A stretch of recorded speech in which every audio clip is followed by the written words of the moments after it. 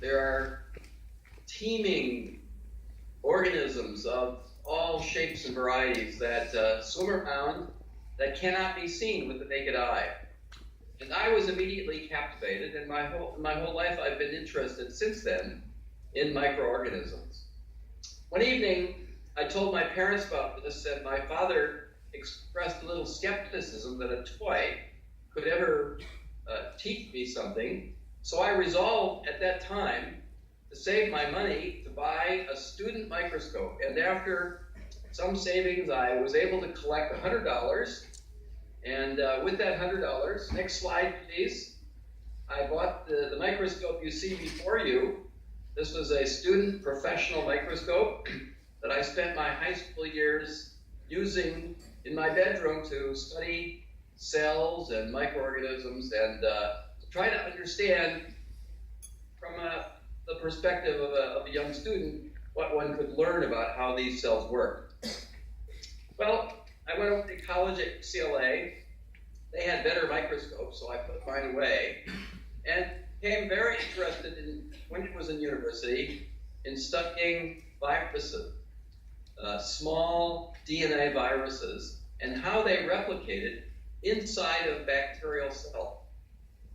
At the time, in the mid to late 1970s, very important work was being done at Stanford and at Caltech, understanding how small viral DNA molecules could be copied inside of an infected cell.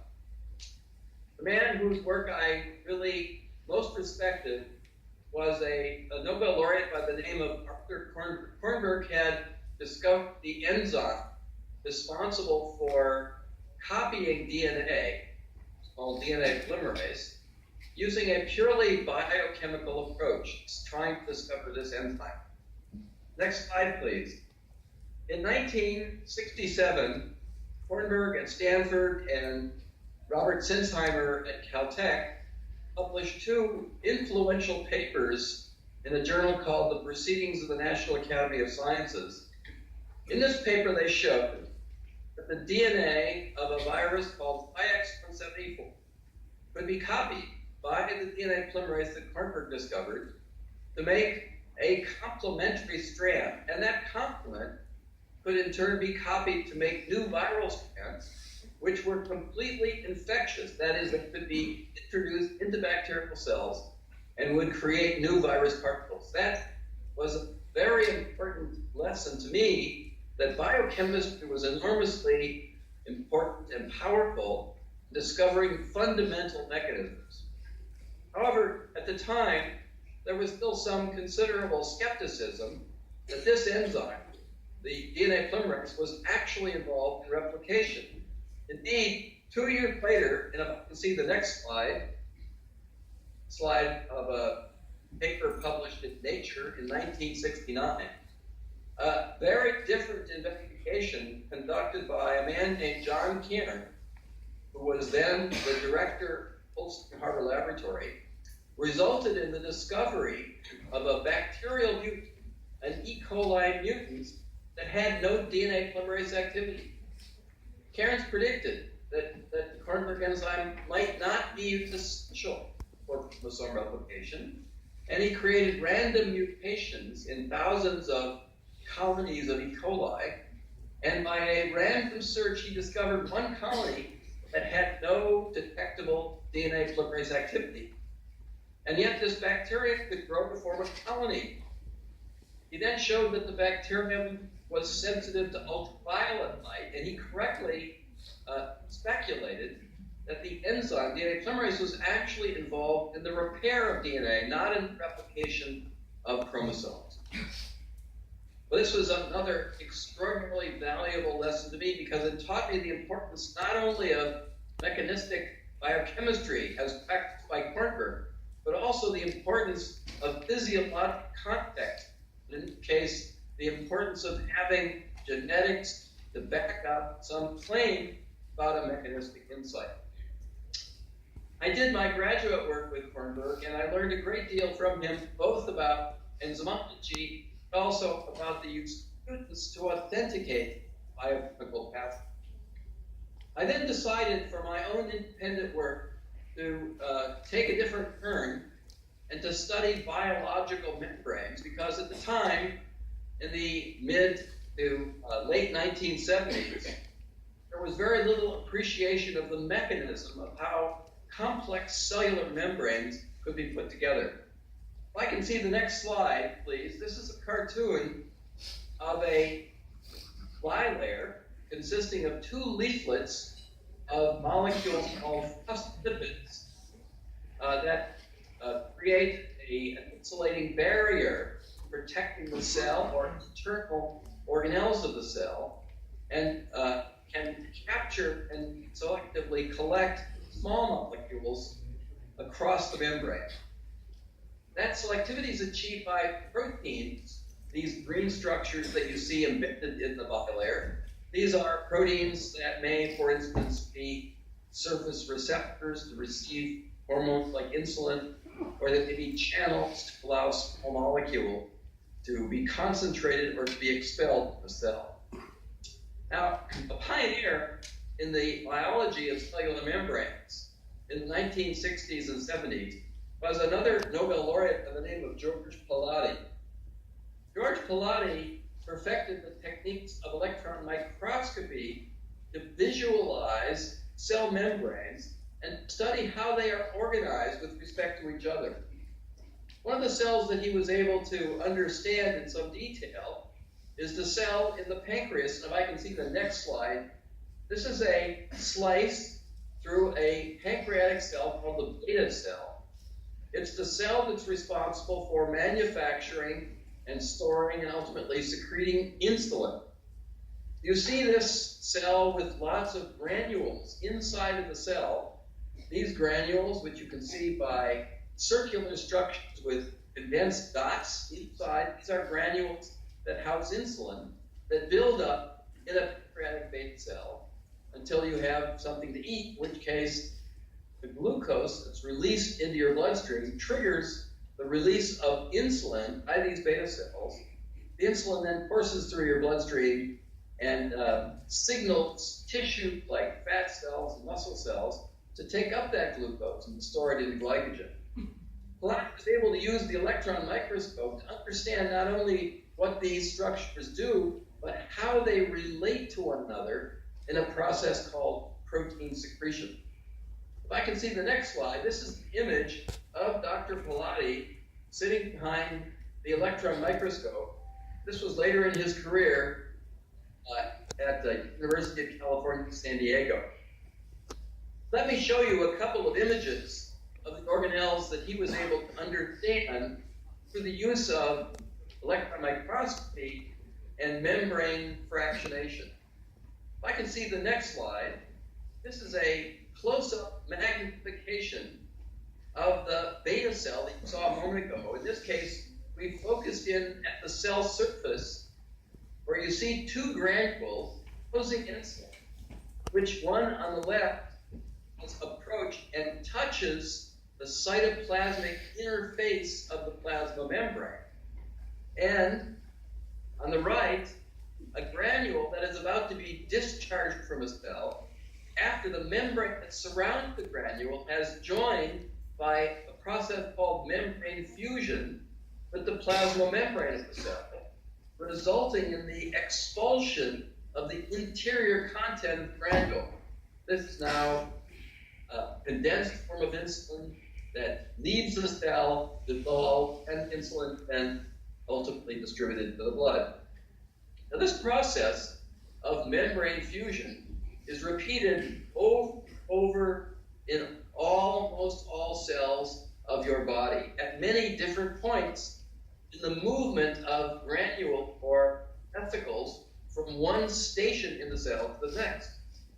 Another example of this action is shown in the next slide, which is a skin slice through a nerve cell connected to a muscle cell, where one sees that other kinds of vesicles, in this case vesicles called synaptic vesicles, are collected at a nerve terminal. And when the nerve cell is stimulated at its terminus, these vesicles, which don't carry insulin, but instead carry chemical neurotransmitters, dock and fuse at the membrane of the nerve terminal, releasing the chemical neurotransmitters, molecules like dopamine or serotonin or acetylcholine, into the space between the nerve cell, in this case, an adjoining muscle cell. The muscle cell responds by binding the neurotransmitter and causing the opening of a receptor that ultimately causes the muscle to contract. Now, muscle and nerve cells communicate by this means, this vesicular traffic. Indeed, all nerve cells communicate with one another by sending chemical signals back and forth, in each case dependent on the movement of a granule or a vesicle to its nerve terminal, followed by local activation of membrane fusion. Now, in 1974, Dr. Pilati was awarded the Nobel Prize for the work that can be summarized in my next slide, which is a cartoon of a cell that's engaged in the process of secretion that shows the stations in this path that Pilati was able to deduce by some very clever use of the electron microscope. He was able to chart a pathway involved the synthesis of newly proteins destined to be secreted on ribosomes, genes that synthesize proteins. Ribosomes bound to a membrane called the endoplasmic reticulum, or ER. And you see this in this cartoon, membranes that surround the nucleus that are marked by green dots that represent ribosomes. He showed that proteins that are going to be secreted are threaded to the ER interior, and then by a process of vesicle budding, capture proteins destined for secretion. These cargo molecules are transported to the next station in this pathway called the Golgi apparatus, which you see in the middle of this diagram. Finally, after further sorting different destinations, proteins that are going to be secreted from the cell are packaged into mature secretory vesicles or granules, and you see these to the right of this diagram, where they move to the cell perimeter, and as I showed a moment ago, the membrane of the granule and of the plasma membrane fuse, the lipids intermingle, and the internal content of this granule is discharged to the cell surface. An obviously very complex process. But in 1974, when Pilati described these results, we knew not a single protein or lipid molecule that served an essential role in this pathway. Yet it was clear to many people who were interested in mechanistic aspects of biology that this pathway must require many different genes and thus many different proteins to be controlled and executed, and yet not a single one had been discovered at that point. So I learned about membranes as a postdoctoral fellow at UC San Diego, but I decided for my own independent work when I was able to get a position as a faculty member here at the University of California, Berkeley, I decided to pursue the question of how secretion may be organized using a simple cell and not the cells or tissues that Pilati and other cell biologists were using. Instead, I decided to ask how yeast cells, a simple yeast cell, simple Baker's yeast cell, how they organize the production and secretion of proteins through their genetic machinery. Could it be possible that yeast would use the same kind of process as mammalian cells use? And if so, could one use the traditional tools of microbiology, genetics, and biochemistry to understand the process mechanistically? Well, the next slide shows a cluster of yeast cells, such as you might see growing on the surface of a grape. Yeast cells grow not by division in the middle, but by a budding process, whereby a patch on the surface of a newly minted mother or daughter cell is selectively enlarged to create a bud. And during the 90 minutes or so that the yeast cell is growing in rich medium, this bud enlarges until it reaches the same size as the mother cell or the daughter cell from which it arose, at which point the bud separates by fission from the mother cell, and if the nutrient conditions are right, this process can repeat itself over many generations. Now, a simple inspection of these cells would convince you that the membrane of the bud must be growing during the 90 minutes of the cell division cycle. And so if one looks inside of a yeast cell, perhaps there's evidence of how this may happen. I'll show you an example of that in a moment. But first, we chose yeast cells for this investigation because of important precedents where yeast cells were used to discover essential genes in controlling the cell division cycle. So if I can see the next slide, I've taken an image from a publication by another Nobel laureate by the name of Leland Hartwell, who in the early 1970s used traditional genetic means to discover the genes that are required for the progression of yeast cell from its onset to the cell division event. Hartwell reasoned that these genes would be essential for the yeast cell to grow, and if arrested, the cells would die.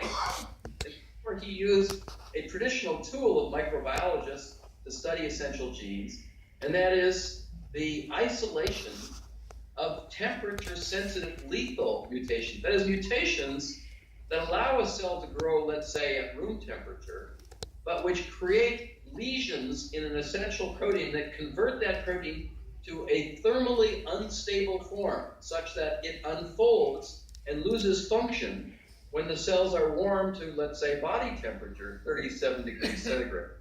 And so you see in this image 4 examples of yeast cells. The upper left-hand side is a wild-type yeast cell that shows cells growing normally. And the other images are of cells that arrest at a unique so-called terminal morphology because of the absence of an essential function, and the cell then eventually dies. The availability of these mutations allowed Hartwell and others to identify the genes and the gene products, and ultimately to discover biochemical control mechanisms that govern progression of a cell through its cell division cycle. Now back to the inside of the yeast cell, we can see the next slide. The next slide is an electron microscope image of a thin slice through a yeast cell, quite different from the pancreatic beta cell I showed you a few minutes ago. This is a cell that's caught in the act of budding. The bud portion of the dividing cell is the part that you see in the upper left-hand corner of this image. The inside of the yeast cell is filled with wall-to-wall ribosomes, busily engaged in the production of the many thousands of different proteins that yeast cells need to survive. There are membranes in a yeast cell. There are structures similar to those found in mammalian cells. You see in the lower right-hand corner an arrow that points to a tubular membrane that is the yeast equivalent of the endoplasmic reticulum. There is also, of course, a plasma membrane that surrounds the cell. But our attention was drawn to the upper left-hand side of this cell, showing a group of small granules or vesicles that congregate under the bud portion, and which we imagine would be the substrates for secretion of protein to the cell exterior, but also for the growth of the plasma membrane itself. Thus, if these vesicles represent building blocks for the assembly of the cell surface, they would, by process of membrane fusion, donate their contents to an ever-enlarging plasma membrane, ultimately to produce a membrane that creates a daughter cell of equal size to the mother cell. The work was masterfully conducted by one of my first graduate students, a wonderful scientist by the name of Peter Novick, and if we can see his picture on the next slide. This is Novick at the bench in my laboratory at Berkeley in 1978. He has not only contributed enormously with the work that he did in my lab, but also in his own career, he's made fundamental additional discoveries on the mechanism of secretion. And for that, he has been elected to the U.S. National Academy of Sciences. And most interestingly, he now holds the George Pilati Chair in Cell Biology at the University of California, San Diego. Well, Novick and I set out to look for mutants, temperature-sensitive lethal mutants, modeled on the example of Lee Hartwell. And we found quite early on a mutant that died at a high temperature, 37 degrees centigrade. But before it died, proteins that were to be secreted from the cell instead accumulate inside of the cell until the cell eventually dies. On the advice of George Pilati, who visited Berkeley during this period of discovery, Peter set about to examine his mutant, which we call SEC1, or the first secretion mutant, by thin section electron microscopy. And if we can look at the next slide, we have an image of this mutant, a thin slice, showing quite a different appearance than you saw a minute ago. We inspected the inside of a normal yeast cell. In this mutant, as it's dying, in its last breath, it continues to make secreted proteins, but instead of discharging them to the cell exterior, they accumulate in now thousands of mature secretory vesicles that spill over from the bud and fill the entire cytoplasmic compartment of the cell. When these cells are restored to room temperature before they die, the proteins that had accumulated inside the cell are now returned by secretion to the cell exterior, indicating that the mutation in this gene, the SEC1 gene, encodes a mutant protein that loses its function when the cell is warmed to 37 degrees, but which can reform its function, reestablish its function, when the cell is chilled back to the permissive temperature of room temperature. Now, over the course of the next year and a half, Peter and my research technician, Charles Field, repeated the isolation that Novick had devised many, many times to obtain over 220 additional mutations, initially defined 23 different genes that mark each of the various stages in the secretory pathway. And I'm going to summarize a great deal of work that he and subsequent students did to uncover this pathway in yeast. So if we can see the next slide, it's a picture, a cartoon that is entitled Yeast Secretory Pathway. And you see arrows here, very similar to the arrows that Dr. Pilati could establish by his electron microscopic evaluation of pancreatic cells. But in this case, at each stage, we could cover a number of genes and thus a number of their protein products that must function to execute this pathway. If you focus on the very left at the ER, you see a ribosome bound to the surface of this ER. Another wonderful student, Ray Deshay, after Peter left the lab, used a different genetic procedure to discover the genes that are required to create a channel in the ER membrane through which newly synthesized secretory proteins pass on their way from the cytoplasm into the luminal interior of the ER. And we now know that the gene that Deshay discovered, called SEC61, is the prototype for all eukaryotic channels of this sort.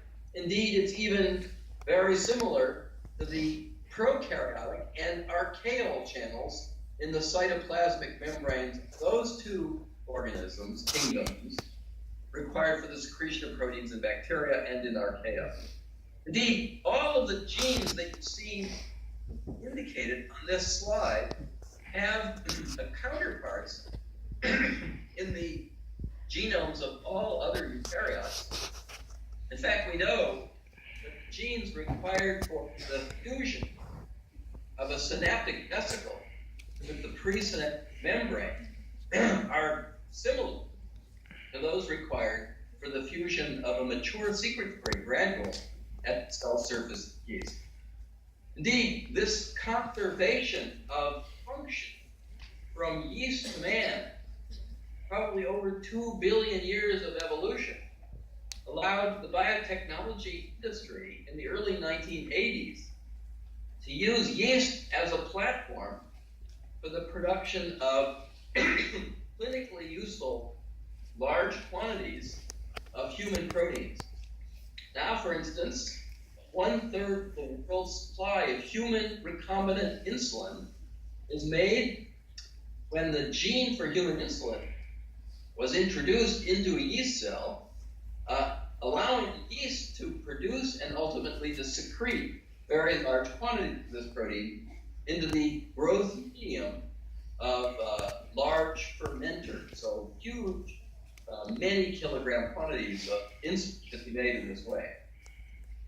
Now, having been trained as a biochemist in Arthur Kornberg's laboratory, I was not satisfied to simply have discovered the gene and their predicted proteins. I wanted to know what these genes and proteins actually do. What do they do mechanistically to allow proteins to pass across a membrane or to become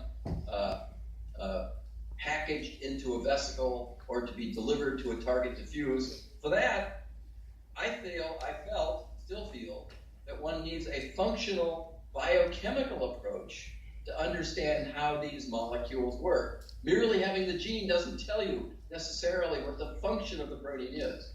And so over the course of some years, several of my students devised biochemical procedures that we could apply to broken preparations of yeast cells that would allow us to reconstruct in the test tube key events that required the second gene products to execute, for instance, the formation of a transport vesicle.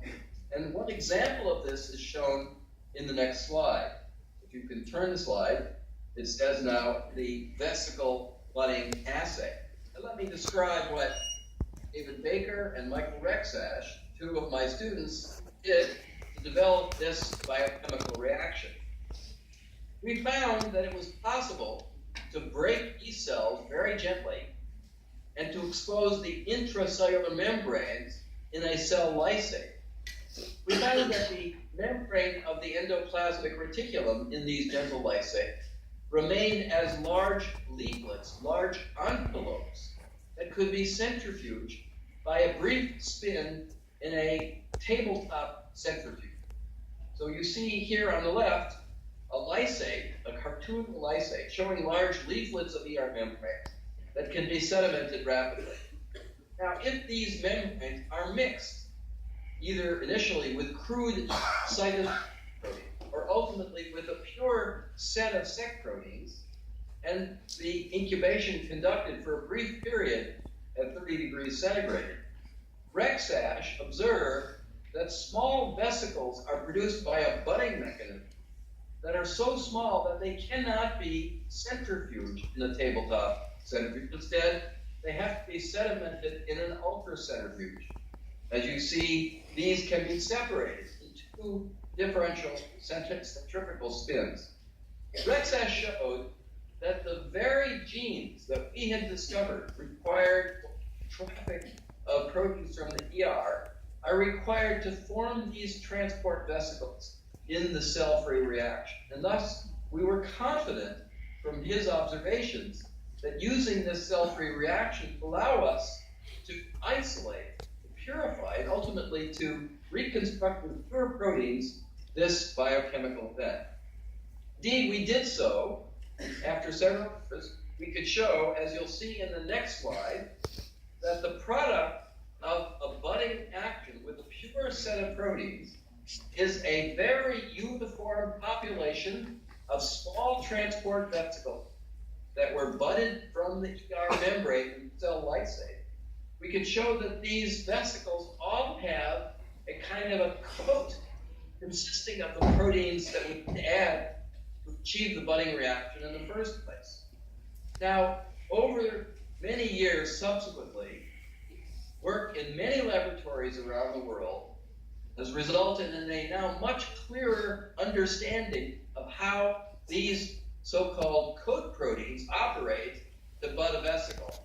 And if you can turn to the next slide, you'll see a cartoon image of the two parts of this set of proteins required to bud a vesicle from the ER, indeed to bud a vesicle from the ER of all eukaryotic organisms. The coat that we discovered, which we call top two, consists of two layers. There's an inner layer that you see on the surface, gray surface of a membrane, consisting of proteins that recognize membrane proteins that are destined to be captured or transport out of the ER. And an outer layer, colored here in a kind of a bluish color, steel blue, which is a novel skeletal structure that forms a polyhedral network that literally envelops a piece of membrane and pinches it off from the ER to produce a transiently coated vesicle. This unusual structure produces facets that are triangles and squares. This is the first such structure of this sort that had been seen in the biological world. Now, until this point, as I'm about to conclude, all of our work was conducted with yeast.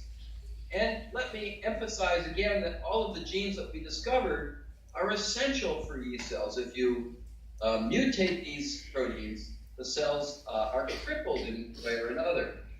So we didn't expect to find mutations in these genes in the human genome because we figured that patients would not survive to achieve some pathological condition that could be diagnosed.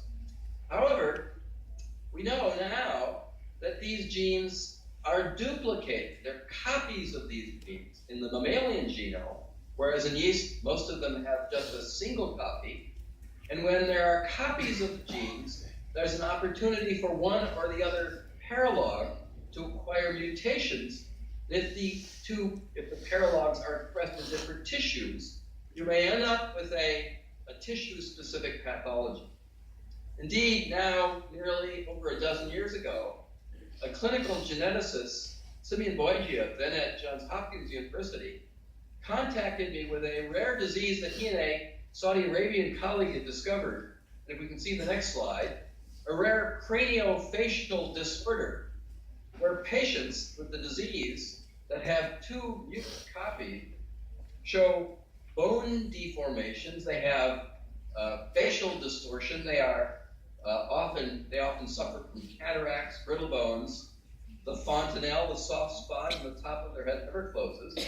But the children spot with proper care. Very surprising. The clinician from Saudi Arabia took a sample of skin cells from one of the children and from the heterozygous parent who had no disease, and in collaboration with a wonderful morphologist at the University of Geneva, Lelia Orci, looked by thin-section electron microscopy at the mutant, the heterozygote, and that wild-type skin cell.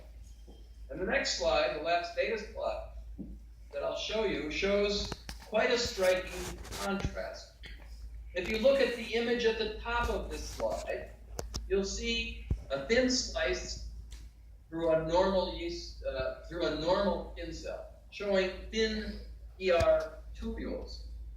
In the middle panel, a heterozygous carrier, a parent of the children who showed no disease, showed some distortion of the ER, but not enough to show any disease in the patient. And yet, if you focus on the panel at the bottom, these are skin cells taken from one of the children with the disease. And here, it is quite apparent that the ER is enormously distorted. It's actually quite remarkable that these cells can grow and divide and continue to survive. And yet, we know from studies on these cells that the cells have a great deal of difficulty secreting connective tissue proteins such as collagen, which probably explains at least part of the disease. Well, let me conclude just very briefly by telling you that 4 years ago, my life changed when I received a call from Stockholm announcing the Nobel Prize. If we can see the next slide, please. After a morning of press conferences, I returned to my laboratory at Berkeley to a round of champagne and to discover that all the members of my laboratory had grown dark mustaches to make fun of me.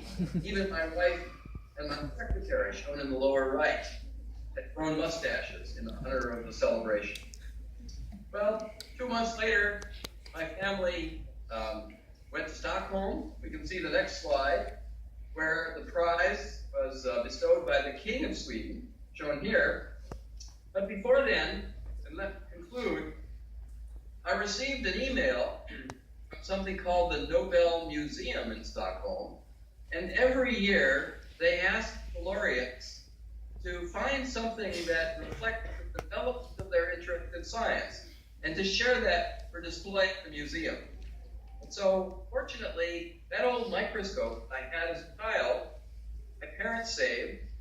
They sent it up to me, where regrettably neither of my children showed any interest in science. It kept collecting dust in a utility closet, and I ran down, I gathered it together, I dusted it off.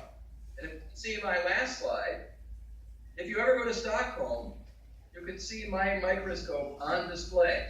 The other little story about how I saved my money up to begin my career in science. Thank you very much for your attention.